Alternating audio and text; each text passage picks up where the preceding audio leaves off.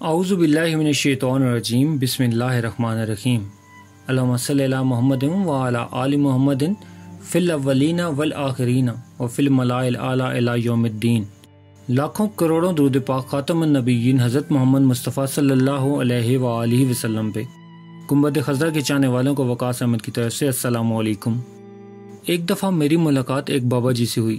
میں نے اپنی عمر بتائی اور ان کی پوچھی تو معلوم ہوا 95 برس کے تھے اور ان کی والدہ کا انتقال 105 برس کی عمر میں ہوا تھا۔ میں نے ذرا ہچکچا کے پوچھا کہ اچھی صحت کا راز تو بتا دیں۔ کہنے لگے بس بیمار نہ پڑو۔ میں نے کہا یہ تو ہمارے بس کی بات نہیں۔ ہنستے ہوئے کہنے لگے بس کی بات ہے۔ میں نے کہا آپ بتائیں، میں ضرور عمل کروں گا۔ میرے قریب آ کے آہستہ سے کہنے لگے منہ میں کبھی بھی کوئی چیز بسم اللہ کے بغیر نہ ڈالنا، چاہے وہ پانی کا قطرہ ہو یا چنے کا دانہ۔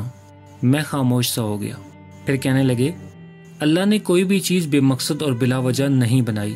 ہر چیز میں ایک حکمت ہے اور اس میں فائدے اور نقصان دونوں پوشیدہ ہیں۔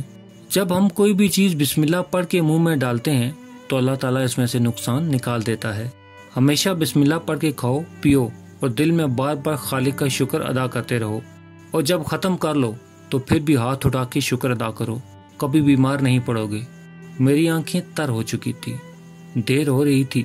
میں سلام کر کے اٹھنے لگا تو میرا ہاتھ پکڑ کے کہنے لگے کھانے کے حوالے سے آخری بات بھی سنتے جاؤ۔ میں جی کر کے بیٹھ گیا۔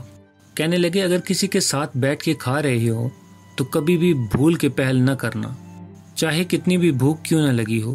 پہلے سامنے والے کی پلیٹ میں ڈالو اور جب تک وہ لقمہ اپنے منہ میں نہ رکھ لے تم شروع نہ کرنا۔